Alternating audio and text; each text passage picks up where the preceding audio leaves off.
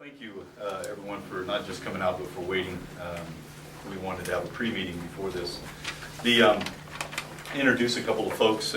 First off, the Executive Director, Shirley Sanchez, who is with us today and who represents Resource Center for Survivors of Sexual Assault, also known as RCS, and also Priscilla Mesa, who is the Associate Director also for RCS, right? She'll be speaking here momentarily. And a number of our folks from our sexual assault unit and other folks that are representing RCS. The purpose of the news conference today is really multi-purpose, but one of them is to raise the awareness of rape within our community. As of this past Monday, there have been 59 reported rapes in the city of Fresno. And that is a 30% increase over what we experienced as a city last year. And what we do know is that in about 83% of the cases that we have investigated, the victim knew the suspect. So there's an acquaintance or a relationship that exists between the victim and the suspect. You know, most people believe that the crime of rape is oftentimes committed by a stranger. And that is not the case generally. In fact, a very small percentage of the 59 rapes that we have actually occurred by a stranger. And it's, as I said earlier, 83% of the cases, the victim and the suspect were acquainted. At least 50% of the cases that we've investigated also, the victim either used alcohol and or drugs. And what happens when that occurs, obviously, is that the victim is not necessarily in control of their thought process, of their faculties, and oftentimes that ultimately allows them to be taken advantage by the suspect and ultimately to be victimized sexually. Two things that I want to convey in terms of messages.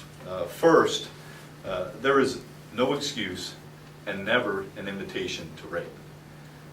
And I say that because there are some people believe that knowing someone or dating someone or being related to that person or even married to that person gives them a license to rape. And that is simply not the case. And we want to make sure that that message is conveyed loud and clear today. And the second message is that for females, for victims. And that is for them to be extremely careful who they socialize with. Because what we are finding is that certain females are put in a situation, a social environment, again, where alcohol and perhaps drugs are involved, and they get put in a position to where they're taken advantage of, and that a physical attack, rape occurs. They are sexually assaulted against their will. And again, remember, 83% of rape victims are assaulted by someone they know. In response to the increase that we have seen in rape within our communities, we've done a number of things. One of them is obviously we're going to continue to raise the awareness so that victims will not be taken advantage of. We're going to continue to investigate cases vigorously. But we are going to further our partnership with Resource Center for Survivors of Sexual Assault and Family Violence. And we are going to be placing a full-time on-site advocate on our property, and that advocate will be teamed up with one of our detectives. Both of these positions are being funded through a grant that we recently received notification of. It's a $243,000 grant that will cover an 18-month period that will fully fund that detective as well as this advocate, victim advocate. And they will specialize in those cases in which alcohol and or drug intoxication has complicated not only the investigation but also the prosecution of the case. That will become their expertise, and that's what they will specialize in. The partnership will allow for improved communication as well as improved services to victims of sexual assault. And the detective and the advocate will work as a team. They will be the liaison between the Fresno Police Department as well as RCS. And the detective will review the assigned cases, continue to interview the victims, be involved in evaluating crime scenes and evidence, and ultimately identify the suspect and bring that person to justice. The advocate is really key and critical. We have the advocate that is with us today somewhere, Susan McAllister, and someone who is extremely compassionate. And I believe that is the characteristic that a person needs to serve in that capacity as an advocate. Somebody that has extreme understanding, concern, compassion, and discernment. And Susan possesses each and every one of those traits.